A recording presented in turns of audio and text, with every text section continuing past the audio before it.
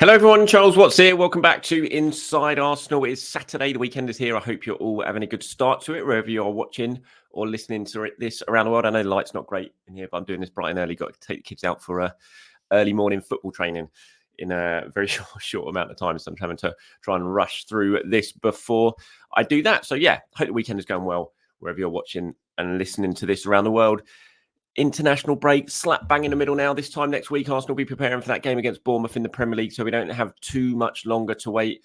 Obviously, we don't know yet if Bukayo Saka is going to be involved in that game. I'm sure that will all emerge over the next few days. Going to talk about Martin Odegaard today. Lots of rumours and reports and talk that he has suffered a setback in his recovery. I'll talk about that in today's show. Got some questions and comments from you guys as well. Talk about Mikel Merino. Has been talking about the players' strike, wading into that debate as well. So we'll look at what he's been saying about that. But we'll start on Martin Odegaard, and there's just a few of you here getting in touch. There was so many others just in the comments yesterday saying, what's all this about Odegaard?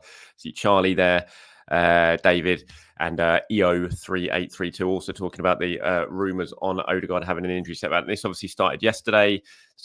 Taught that Odegaard had suffered a setback and was going to be out until now December. I can't, I'm afraid, sit here and confirm that or deny that at the moment. The conversations that I've had in the last 24 hours are, I certainly haven't had it confirmed that he suffered a setback. We'll put it that way.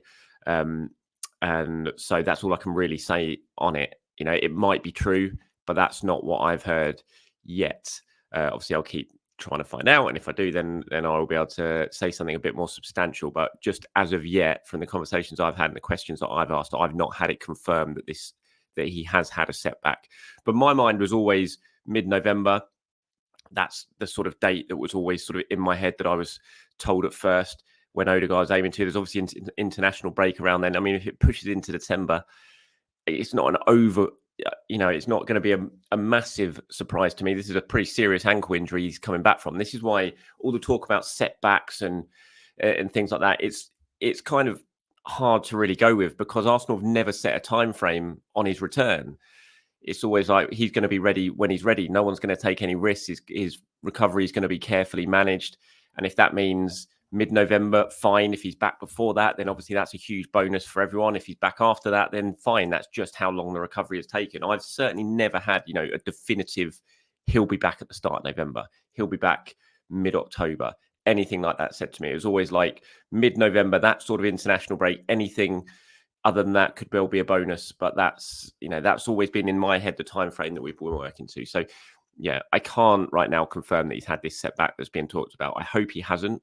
I hope he's fine. Obviously, all the messages coming from him were quite positive in his last few captain's notes that he's done in the programme. We obviously saw him on the anti-gravity treadmill earlier this week in the video that Arsenal released, which was, a nice sight to see him training. But the fact it wasn't anti-gravity treadmill, it wasn't a normal treadmill. It was one that takes the pressure off the joints and stuff, shows that he's still some way off. There's just never going to be any sort of risk taken from Odegaard. Yes, Arsenal need him back 100%. He's a captain. He's the fulcrum of the team. Everything goes through him. You want him back as soon as possible. But the last thing you want to do is try and rush him back, get him back too quickly. And then suddenly you're looking at the start of next year. He damages something pretty significantly in that ankle trying to rush back. So, yeah, that's all I can really say on it, I'm afraid. I wish I could sit here and be a lot more substantial, but I've just not had it confirmed from anyone that I've asked that this is something that they've heard. So that's kind of all I can say. So yeah, sorry, I can't be any more substantial than that, but we'll have to wait and see. Maybe it will emerge more in the next few days or so, whether this report is correct or not. Right, no international action last night in terms of, well, there was, but none involving Arsenal players, of course. There is tonight. We've got some action, Spain versus Denmark. So we've got Merino and David Raya and Jakub Kiwior in action for Poland against Cristiano Ronaldo and Portugal. Mikel Merino has actually been speaking while he's away on the international break for Spain. He's been talking about the players' strike. Now, obviously, this is a debate that has been raging, certainly over here in England. Rodri spoke about it. Lots of players have been speaking about it at press conferences, mainly before the sort of European games, when we actually get the chance to sit down with a player rather than just the manager before the European games. And all of them have been sort of asked about this threat of a potential players' strike because of playing too many games. Rodri obviously was quite... Rodri created a lot of headlines when he said, strike is definitely on the table if that we're not involved in the conversation. And that seems to be the running theme with what the players are saying. And kind of Mikel Merino mentions it here as well, is that they just want to be involved, it seems. And that does make sense. You know, all these decisions are being taken above their heads, and they're the ones who have been, the demands are being placed on, right? You're going to play these extra games. We're introducing this Club World Cup, say FIFA. We're suddenly going to do another summer where you're not going to get any sort of rest on the back of another international summer, the previous one on that. You know, clubs are going off and doing post-season tours to Australia and things like that. And so obviously the players don't really get involved in these conversations. Their fixtures are just put in place, and then the players are told, right, you've got to play in them. And that seems to be the thing that they want to change a little bit to be able to have a conversation about. Merino says, we have to think about it. Strikes in our sector are something socially controversial. And many people say, how can you threaten to go on strike if you're a footballer? It is true that it must be studied. It is not a question of putting a strike on the table either. Perhaps it would be better to start by meeting and talking with the football establishments to see how to continue moving forward. Right now, the problem is being put on the table, and now we will see if it is possible to resolve it. But what is certain is there must be a consensus between FIFA, UEFA, and the players. Marina carried on saying, I think that health comes first. We all want to reach 55 to 60 years old, being able to run with our children, be able to play and bend down and play with them. My father, for example, was a footballer. When I was a child and wanted to play with him, he couldn't because his knees were in tatters. I wouldn't want that to happen to me. As for money, well, we're not going to complain about earning a little less or a little more, health being the first thing. See, that line at the end there where he says we're not going to complain about a little less or a little more might be the case for him. But I'd imagine there are some players who would complain if suddenly they said, okay, you're not going to be paid as much. And that's where this argument, as he says, becomes kind of socially controversial, because people will look at this and say, how much money are you earning? How can you possibly threaten to go on strike when you're earning, £1 million a month for some of these players?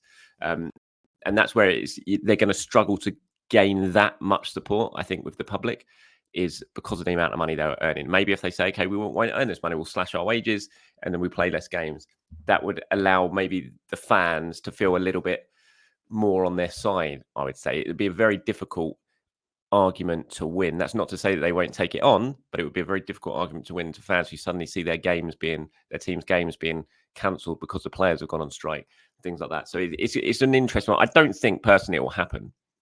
I think that, the very kind of public threats that are being thrown out by some of the players, some of the leading players, will lead to, as Marino says here, just conversations being brought into around the conversation table to try and limit the amount of games. Because it's true. I mean, some of the footballers, and we're only talking about the select group, and this is again where I think their argument's going to really struggle to have too much weight on it, is that yes, the very, very top end players who are playing internationally, playing Champions League, playing Premier League, going deep into the cup competitions, they're the ones like Rodri who are playing 70 games a season.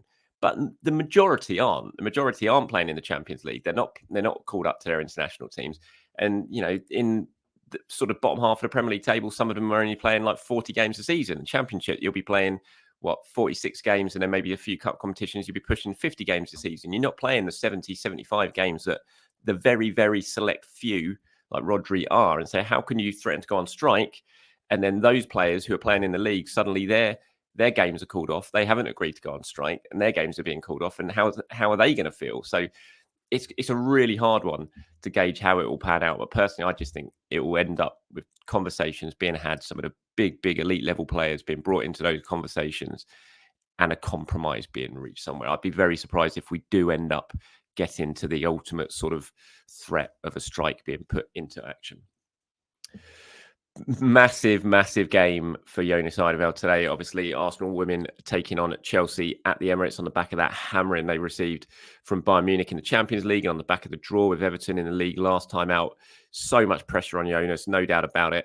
Feels like a massive game for him. If this result goes really, really badly, you do wonder if he's going to be able to come back from this. So lots of people felt he should have gone after the Champions League result and felt that the club would make a move and make a decision before the Chelsea game. That hasn't happened. He's still in charge. He was in his press conference yesterday. He says every game that's ahead of us is a must-win game. That needs to be the mentality we have. Nothing else should please us. We should always go out and try and win football matches. Talking about the pressure and the criticism that has been received, he says, yes, it's hard for me to say to critics because I don't necessarily know what they're criticising. But as I said before, I think most of the pressure comes from ourselves. If I talk about me personally, I set incredibly high standards on myself. And I think I'm going to be going to be by far fiercest critic of my performance and the team's performance. And pressure is not only a privilege, I believe it's a necessity. If you're going to find high performances in football, and if you want to be competing in all 4 competitions, you need to be able to handle and deal with pressure, and making sure that pressure gets the best version out of you. So I don't mind that's part of the game and part of the privilege in representing this football club. Strong words from Jonas there, strong, coming out fighting, you would say, but huge pressure on him. There was already pressure on him going into the season, I think, on the back of last season. Certainly the decision to let Miedemar go, basically allowing that to happen. A lot of people would have rather Miedemar stayed at the club than Jonas, but he made that decision. He allowed her to go. And now this season has started the way it has. Huge pressure on him. I do think if Chelsea goes badly, then he's going to, it's tough. It looks tough for him. It looks very, very bleak for him. So big game for them at the Emirates today. If you're going, enjoy it. Hopefully Arsenal do get a win. They tend to turn up in some of the big games. So that could be a bit of a saviour for Jonas, but we shall see. Okay, moving on to some comments and questions before we wrap this one up. Jelly Bellies got in touch and says, totally agree, Charles. There is no way Saka should be travelling to Finland. Do we know when the England team fly out? It'll be very interesting to see if he's on that plane or if he gets released from the England camp. I think we will probably find out today. By the time you're watching this, we might well have already found out because the players will be flying out today. I think they were still in England yesterday training at St George's, and they fly out today to Finland. So I think the news about whether Saka has gone will come out at some point today. Hopefully, as I said yesterday, common sense has prevailed and he has stayed in England and returned to Arsenal. I'm sure that's what Arsenal will be pushing for. Mikel Arteta will no doubt be absolutely pushing for that to happen. Hopefully, Saka will be pushing for that to happen. And hopefully, the England medical staff will accept that request because there's just no need to take any risk.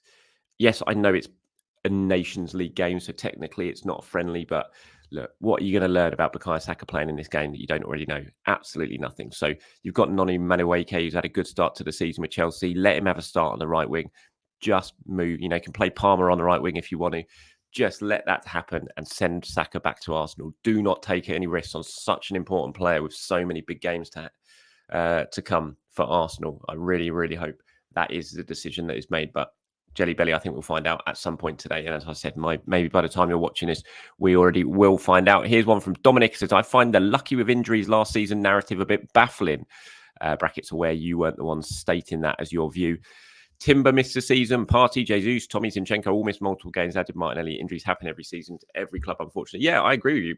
Absolutely. That's what I was saying yesterday. It was it's just a narrative, isn't it? That Arsenal were lucky with injuries. Yes, a lot of the key players did stay fit at last season, but there's a lot of players did get injured as well. As you said, you spend £40 million on a player and he gets injured for the entire season in his first game by doing his cruciate in Jurgen Timber and Tommy Zinchenko, Partey, Jesus, as you pointed out, they were all injured. That's why I didn't get that argument. It was just one of those things that was thrown out by rival clubs, rival managers at times, rival fans. Oh, Arsenal haven't had any injuries and that's why they've done so well this season, when it wasn't the case. They had to deal with injuries last season.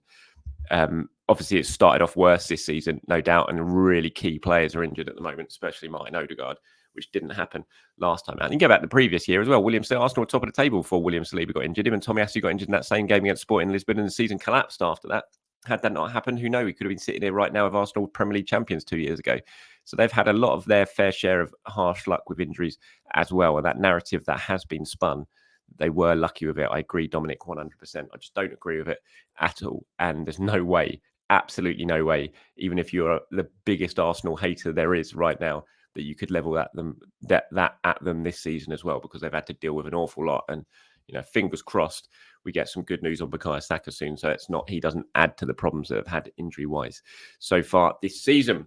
And that's it from me today, everyone. Thank you very much for your time. As always, I really do appreciate it. Have a very good Saturday. Enjoy the start to your weekend. I'll be back to do it all over again tomorrow. If you want to get involved in tomorrow's show, you know what to do. As usual, get down into the comments, send me your questions, send me your opinion, anything Arsenal related. I'll pull some of them together and get them included into the show. Until then, everyone, have a great Saturday. Speak to you soon. Bye-bye.